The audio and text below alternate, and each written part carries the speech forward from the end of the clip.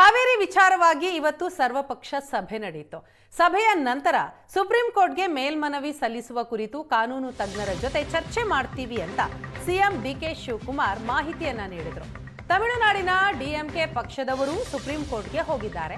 ತಮಿಳುನಾಡು ಸರ್ಕಾರ ಕೋರ್ಟ್ಗೆ ಹೋದ್ರೆ ಉತ್ತರ ಕೊಡ್ತೇವೆ, ಕಾನೂನು ವಿಷಯದಲ್ಲಿ ತಜ್ಞರ ಅಭಿಪ್ರಾಯವನ್ನ ಪಡೆದು ಮುನ್ನಡೆಯುತ್ತೇವೆ ಅಂತ ಸಿಎಂ ಮಾಹಿತಿ ನೀಡಿದರು. ಇವತ್ತು ತಮಿಳುನಾಡವರು ಕೂಡ ಅವರು ಡಿಸ್ಟ್ರೆಸ್ ಶೇರಿಂಗ್ ಬಗ್ಗೆ ಬೇಕಾದಷ್ಟು ಅವರು ಬೇಡಿಕೆ ಇಟ್ಟಿದ್ದಾರೆ. ಈ ಮಧ್ಯೆ DMK ಪಕ್ಷದವರು ಕೂಡ ಅವರು ಒಂದು ಪ್ರೈವೇಟಾಗಿ ಅವರು ಒಂದು ಸುಪ್ರೀಂ ಕೋರ್ಟ್ಗೆ ಹೋಗಿದ್ದಾರೆ. ಆದರೆ ಕಾನೂನಿನ ಚೌಕಟ್ಟು ಏನು ಇದೆ ಅಂತ ನಾನು ಇದನ್ನು ಚರ್ಚೆ ಮಾಡೋದು ಬೇಡ. ಸರ್ಕಾರ ಏನಾದ್ರು ಹೋದಾಗ ಅವರು ಅವ್ರದ್ದೇ ಆದಂಥ ಒಂದು ಅಭಿಪ್ರಾಯ ಬರ್ತಾರೆ, ಕೇಳ್ತಾರೆ, ನಾವು ಅದಕ್ಕೆ ಉತ್ತರ ಕೊಡಬೇಕು. ಹಿಂದೆ ಪ್ರೈವೇಟ್ ಇನ್ಸ್ಟಿಟ್ಯೂಷನ್ಸ್ ಅವರು ಯಾರೇ ಆಗಲಿ ಕೇಳಬೇಕಾದ್ರೆ ಅದಕ್ಕೆ ಮಾನ್ಯತೆ ಕೊಡೋದು ಭಾಳ ಕಡಿಮೆ ಅನ್ನೋದು ನನ್ನ ಅನುಭವ ಮತ್ತು ನನ್ನ. ಬಂದ್ ಕೈ ಬಿಡುವಂತೆ ಸಿಎಂ ಡಿಕೆ ಶಿವಕುಮಾರ್ ಕನ್ನಡ ಸಂಘಟನೆಗಳಿಗೆ ಮನವಿ ಮಾಡಿದರು.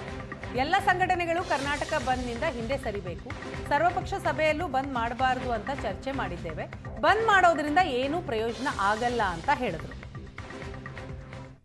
ಎಲ್ಲ ಸಂಸತ್ ಸದಸ್ಯರು ಮತ್ತು ಎಲ್ಲ ವಿರೋಧ ಪಕ್ಷದ ನಾಯಕರು ಎಲ್ಲರೂ ಕೂಡ ಸರ್ಕಾರಕ್ಕೆ ನಾವು ಒಮ್ಮತದ ನಿಮ್ಮ ತೀರ್ಮಾನಕ್ಕೆ ನಾವು ಬದ್ಧರಾಗಿದ್ದೇವೆ.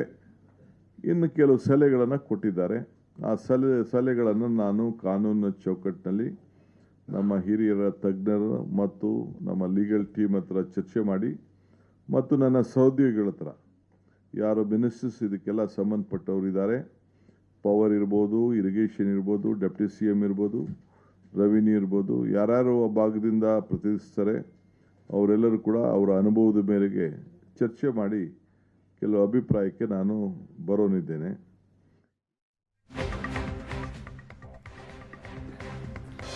ಕಾವೇರಿ ಕೊಳ್ಳದಲ್ಲಿ ಸದ್ಯಕ್ಕೆ ರಾಜ್ಯದಲ್ಲಿ ಮಳೆ ಆಗ್ತಾ ಇದೆ. ಹೇಮಾವತಿ, ಕಬಿನಿ ಜಲಾಶಯದಲ್ಲೂ ಒಳಹರಿವು ಹೆಚ್ಚಳ ಆಗಿದೆ. ನಿನ್ನೆಯಿಂದ ಕಬಿನಿಯಿಂದ ನೀರು ಹೊರಕ್ಕೆ ಹೋಗ್ತಾ ಇದೆ ಅಂತ ಸಿಎಂ ಡಿಕೆ ಶಿವಕುಮಾರ್ ಮಾತನಾಡಿದರು. ಡ್ಯಾಂನಲ್ಲಿ ನೀರು ಹೆಚ್ಚಳವಾಗಿದ್ದರಿಂದ ಶೇಖರಣೆ ಮಾಡೋದಕ್ಕಾಗಲ್ಲ ಅಂತಲೂ ಹೇಳಿದರು.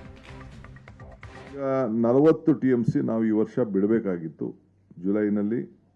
ಅದನ್ನು 40 TMC ಬದಲು ಬರೀ 3.6 TMC ಇದಕ್ಕೆ ಮಾಡಿದೆ. ಇಲ್ಲಿವರೆಗೂ ನಾವು ಯಾವ ಡ್ಯಾಮ್ನಿಂದ ಕೂಡ ಬಿಡುಗಡೆ ನಾವು ಮಾಡಿರಲಿಲ್ಲ.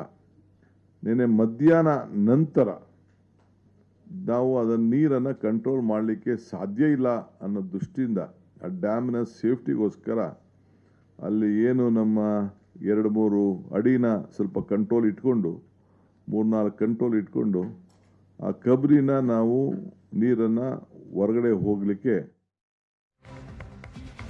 ಸರ್ವಪಕ್ಷ ಸಭೆಯ ಬಳಿಕ ಕೇಂದ್ರ ಸಚಿವ ಸೋಮಣ್ಣ ಮಾತನಾಡಿದರು. ಎರಡೂ ರಾಜ್ಯಗಳು ಶಾಶ್ವತ ಒಡಂಬಡಿಕೆ ಮಾಡೋದಕ್ಕೆ ಚರ್ಚೆ ಮಾಡಬೇಕು, ರಾಜ್ಯದ ಹಿತ ಕಾಯಲು ಸಿಎಂ ಸಭೆ ಮಾಡಿದ್ದಾರೆ ಅಂತ ಹೇಳಿದರು. ಸರ್ವಪಕ್ಷ ಸಭೆಯಲ್ಲಿ ಕೇಂದ್ರ ಸಚಿವ ಕುಮಾರಸ್ವಾಮಿ ಅವರು ಕೂಡ ಮಾತನಾಡಿದರು. ನಿಮ್ಮ ಪ್ರಾರ್ಥನೆಯ ಫಲ ಸಿಕ್ತು ಅಂತ ಸಿಎಂಗೆ ಕುಮಾರಸ್ವಾಮಿ ಹೇಳಿದರು. ನೀವು ಚಾಮುಂಡಿ ದರ್ಶನ ಮಾಡ್ತಾ ಇದ್ದಂತೆ ಮಳೆ ಆಗಿದೆ, ಮುಂದೆಯೂ ಮಳೆ ಹೀಗೆ ಇರುತ್ತೆ ಅಂತ ಹೇಳೋದಕ್ಕಾಗಲ್ಲ ಅಂತ ಅಂದರು. ಚರ್ಚೆಯೂ ಕೂಡ ಆಗ್ತಾ ಇರೋದು ಒಂದು ರೀತಿ ಸಕಾರಾತ್ಮಕವಾಗಿ ಮುಂದಿನ ದಿನಗಳಲ್ಲಿ ಕರ್ನಾಟಕಕ್ಕೂ ಕೂಡ ಇನ್ನೊಂದಷ್ಟು ನೀರನ್ನ ನಾವು ಉಪಯೋಗ ಪಡ್ಕೊಳ್ಳೋದಕ್ಕೆ ಅವಕಾಶ ಆಯ್ತದೆ. ಅದನ್ನ ತಾಂತ್ರಿಕವಾಗಿ ನಾವು ಈಗಾಗಲೇ ಸೂಚನೆ ಕೊಟ್ಟಿದ್ದೀವಿ. ಭಾರತ ಸರ್ಕಾರ ನಮ್ಮ ಇತಿಮಿತಿಯಲ್ಲಿ ಅವ್ರು ಹೇಳಿದ್ದಾರೆ, ಮುಖ್ಯಮಂತ್ರಿಗಳು ಬ್ರೀಫ್ ಮಾಡ್ತಾರೆ. ನಾವು ಏನು ಹೇಳಬೇಕೋ ಹೇಳಿದೀವಿ ಮೇಡಮ್, ಬನ್ನಿ. ಅವ್ರು ಹೇಳಿದ್ದಾರೆ, ಮುಖ್ಯಮಂತ್ರಿಗಳು ಬ್ರೀಫ್ ಮಾಡ್ತಾರೆ. ನಾವು ಏನು ಹೇಳಬೇಕೋ ಹೇಳಿದೀವಿ ಮೇಡಮ್, ಬನ್ನಿ. ಅವ್ರು ಹೇಳಿದ್ದಾರೆ, ಮುಖ್ಯಮಂತ್ರಿಗಳು ಬ್ರೀಫ್ ಮಾಡ್ತಾರೆ.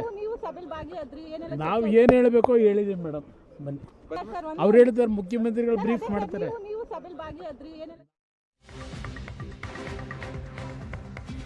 ಕಾವೇರಿಗಾಗಿ ಸರ್ವಪಕ್ಷ ಸಭೆಯ ಬೆನ್ನಲ್ಲೇ ಪ್ರಧಾನಿ ಭೇಟಿಗೆ ನಿರ್ಧಾರ ಮಾಡಿದ್ದಾರೆ ಸಿಎಂ ಡಿಕೆ ಶಿವಕುಮಾರ್. ಮೋದಿ ಅವರ ಭೇಟಿಗೆ ಸಮಯ ಕೇಳಿದ್ದೇನೆ, ಕಾವೇರಿ ಮತ್ತು ಮೇಕೆದಾಟು ವಿಚಾರವಾಗಿ ಪ್ರಧಾನಿ ಅವರನ್ನ ಭೇಟಿಯಾಗಬೇಕು ಅಂತ ನಿರ್ಧಾರ ಮಾಡಿದ್ದೇನೆ ಅಂತ ಹೇಳಿದ್ದಾರೆ. ಹಿಂದೆ ಕೂಡ ನಾವು ಏನು ಗೌರವದಿಂದ ಕಾಣಬೇಕು, ಸಿದ್ದರಾಮಯ್ಯನವ್ರ ಗೌರ್ಮೆಂಟಲ್ಲೂ ಕೂಡ ಭಾಳ ನಮ್ರತೆಯಿಂದ ನಾವು ಒಟ್ಟಿಗೆ ಕೆಲಸ ಮಾಡ್ತಾ ಇದ್ದೀವಿ. ಬಟ್ ಕೆಲವು ಕಾರಣಾಂತರದಿಂದ ಆಲ್ ಪಾರ್ಟಿ ಡೆಲಿಗೇಷನ್ಸು ಹೋಗಕ್ಕೆ ಆಗಿರಲಿಲ್ಲ. ನಿನ್ನೆ ಕೂಡ ನಾನು ಪ್ರೈಮ್ ಮಿನಿಸ್ಟರ್ಗೆ ನಾನು ಅಪೀಲ್ ಮಾಡಿದ್ದೀನಿ, ನಮಗೂ ಸ್ವಲ್ಪ ಟೈಮ್ ಕೊಡಿ, ಬಂದು ಕೆಲವು ವಿಚಾರಗಳು ಮಾಡ್ತೀವಿ ಅಂತ. ಅವರು ನನಗೆ ಆಯಿತು ಅಂತ ತಿಳಿಸ್ತೀನಿ ಅಂತ ಹೇಳಿದ್ದಾರೆ.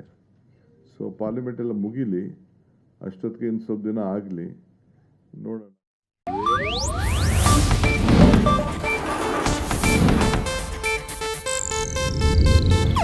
ಇದು ಏಷ್ಯಾನೆಟ್ ನ್ಯೂಸ್ ನೆಟ್ವರ್ಕ್ ಪ್ರಸ್ತುತಿ.